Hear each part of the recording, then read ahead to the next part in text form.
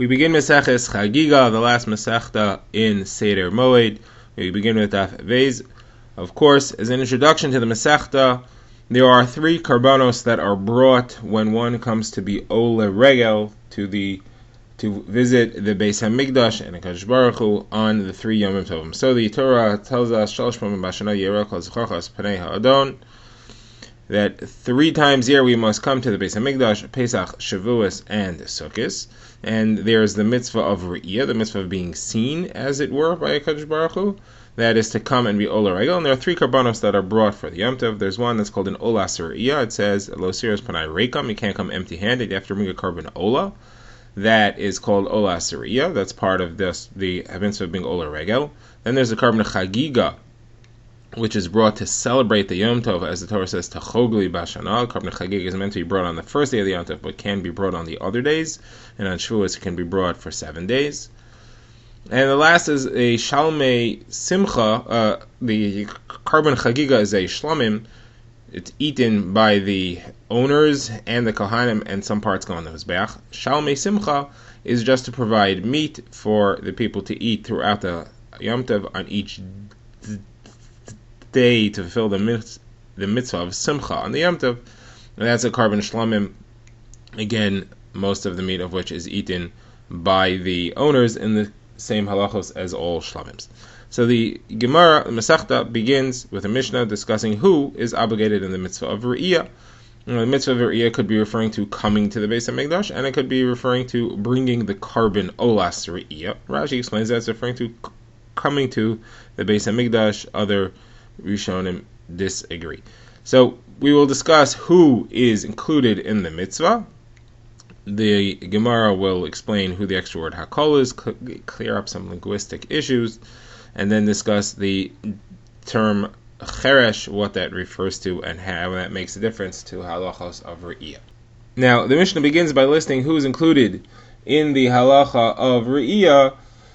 That we have 2 terms that help us define it. We have that it says kol zechorcha, it has to be a male, and also that you have to go and actually be ola regel. You have to go up to the Beis Hamikdash. It has to be someone who's able to go and see or be seen. So the Mishnah says everyone is obligated. All Jews are obligated in the mitzvah of Re'iyah, with the exclusion of the following: a cheresh, that is a deaf person. The Gemara will say that means someone who cannot hear or speak.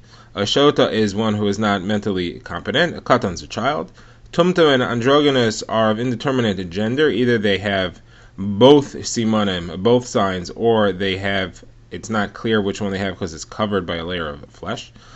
Now, women, avadim, that are not freed, these are all not included in the obligation because they don't count as a zachar. And then we have people who are not able to do aliyah, not able to go up, or not able to do re'iyah, not able to see, and they are a lame person, one who can't walk, a blind person, a sick, infirm, or elderly person. Anybody who cannot go up by his own 2 legs is not included in the obligation. Now the Mishnah goes into a child. So a child, we said, has no obligation, but he may have a mitzvah of chinuch, may have a mitzvah to begin practicing, to begin doing the mitzvahs, even if he's not obligated, and that would be a chiyuv d'Rabbanan. So at what age is a child obligated? So that's a machlokes between Beis Hillel and Beis Shammai. Beis Shammai says from the age that he can be carried up to the Beis Hamikdash, he could ride on his father's shoulders, and Beis Hillel says no, he has to be able to walk, so he can hold his father's hand and walk up to the Beis Hamikdash, then he's obligated.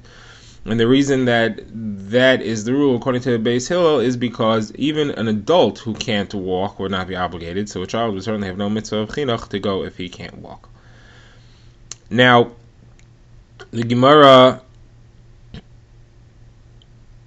says that there's also a machlokes. The Mishnah, that is, says there's also a machlokes now between Beis Hillel and Beis Shammai as to the value of the carbon chagiga. How much must the carbon chagiga and also the carbon re'iyah, what must they be worth? So Beis Shammai says the re'iyah has to be 2 silver ma, and the chagiga has to be 1 silver ma, and Beis Hillel says it's the reverse. The re'iyah has to be 1 silver ma, and the chagiga has to be 2 silver ma. Now these are small amounts. There are 6 silver ma in 1 dinar, so this is not a large amount of money. Now, The Mishnah had begun by saying Hakol Chayav, and everybody's obligated. That phrase always includes somebody who's not listed specifically. Says the Gemara. The Gemara now begins. Who is that including? So Gemara is going to try a few options here. The Gemara first says it refers to somebody who's half slave and half freed, half Eved, half Ben Chorin. He is obligated, and he's specifically included. It says the Gemara that works according to one opinion that he's obligated. However, Ravina holds he's not obligated, as we shall see in the Gemara on Daf Dalid. So you haven't explained, according to Ravina, what is the word Hakol coming to include. So the Gemara says, okay, so it's coming to include someone who can only see with one eye. The Gemara also says it's perhaps referring to someone who is lame and he cannot walk on the first day of Yom Tov, and he is later becomes healed and becomes able to walk on the later days of Yom Tov. Then he can fulfill the mitzvah later. So the Gemara says, but that also is only true according to one opinion.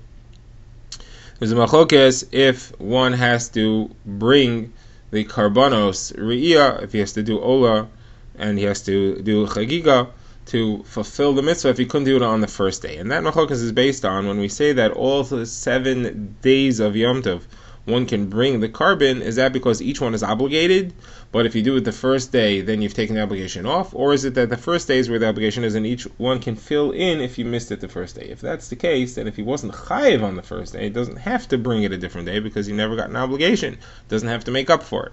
It's only if you say there's an obligation every day, then if you couldn't do it the first day, the obligation still exists the later days. That's a machlokes, and therefore it should be a machlokes halachically. If someone was lame the first day and not obligated, would he have to bring it later? So again, we want to say that that's what the Mishnah is including, that only works according to one opinion, doesn't work according to the other opinion.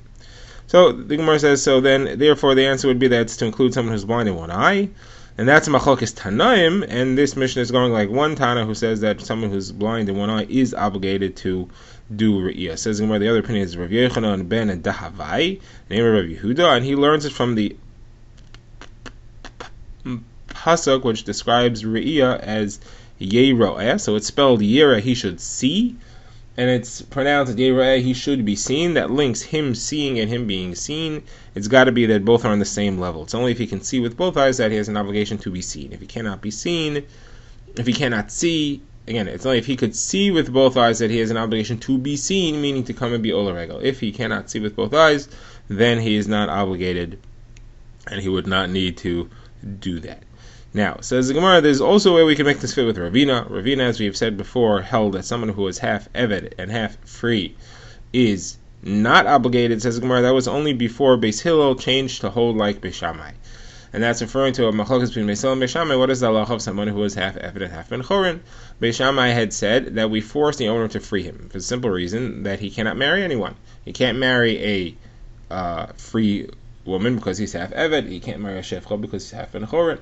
So therefore, he cannot reproduce, and it is a mitzvah for him to reproduce. And therefore, we force the owner to free him. Beis Hillel had originally said, no, let him just stay, and he could serve himself half a day and serve his master half a day, because he belongs half to him and half to himself, and therefore they could switch off. Then Beis Hillel accepted Beis Shammai's argument and changed and said we do force the owner to free him. Once that's the halacha, we force the owner to free him, then he's obligated in Olas Riyah, because we consider him to be freed as well. So he's obligated in Alila Regal. Then at that point, Ravina would change his halacha, and he would no longer say that that person is not obligated, and therefore our Mishnah could be referring to that according to that halacha. Okay, now the Gemara moves on. Our Mishnah had listed a cheresh. Says the Gemara, cheresh is someone who can't hear, but this is referring to someone who cannot hear or speak. Rashi explains, in the days of Chazal, someone who could not hear or speak, someone who could not hear could never learn to speak, and a person like that could never develop mental acuity, he could never learn, and therefore he was considered to be on the same level as a shota. If, however, he had learned to speak when he was able to hear, and then later he lost his hearing, then he did learn, he was able to be taught, and therefore he is considered to be competent mentally, and he's not considered to be like a shota at all. So now, says the Gemara, when our Mishnah, and all across Shas, whenever we say Cheresh and Shota, it's referring to a Cheresh who never was able to learn, he never could hear or speak, he was born deaf. Now the Gemara brings a Mishnah in Trumos that spells it out specifically. It says that whenever Chazal speak about a Cheresh together with a Shota, it's referring to someone who cannot hear or speak. The Gemara quotes a Bryce that says that as well. It says that somebody who does not hear or speak is what we're referring to. However, a person who can only not hear, he's called a cheresh. He's also called a cheresh, but that's not what we're referring to. So someone who could hear, who can speak but cannot hear, he is deaf. That's a cheresh. Someone who can hear but he cannot speak for other reasons he can't speak is called an elam. Those two are both obligated in mitzvahs, and not what we're referring to when we say that cheresh together with a shota, that's someone who can't speak or hear. Now the Gemara just wants to know, how do you know that the term cheresh means can't hear? How do you know that the term elam means can't speak? So the Gemara says, we have psukim. It says, "V'ani cheresh lo eshma," I am like the deaf and do not hear. So you see the word cheresh means somebody who doesn't hear. And it says, "Elim lo yiftach piv," so elam means somebody who can't speak. It says he doesn't open his mouth. Says the Gemara, another way to arrive at the term elam is that it's an abbreviation of the phrase ishtakel milule, his words are taken away. Alright, now the Gemara says they have a contradiction, because there's a brisa that says that somebody who is medaber medaber, somebody who could speak and not hear, or hear and not speak, is not obligated in the re'iyah. Says the Gemara, you have to adjust that brisa. What it means to say is as follows: he's not, if he cannot hear or speak, he's not obligated in anything. Not obligated in Re'iyah, Chagiga, or Shalmi Simcha, because he's not obligated in any mitzvahs of the Torah is considered to be like a cheresh. However, if he can hear and not speak and not hear, he's only pater in Re'iyah. And the Gemara will explain that why a person like that is not included in the mitzvah of Re'iyah, even though he is obligated in mitzvahs, so this particular mitzvah doesn't apply. The Gemara brings a brisa that spells this out clearly. Somebody who can hear and not speak and not hear, is not obligated in Re'iyah, in the mitzvah of Re'iyah, but he is obligated in the other mitzvahs of Shalmei Simcha and Karma Chagiga, just because he's obligated in all the mitzvahs in the Torah. Somebody cannot hear or speak is like a shota, pater from all those mitzvahs.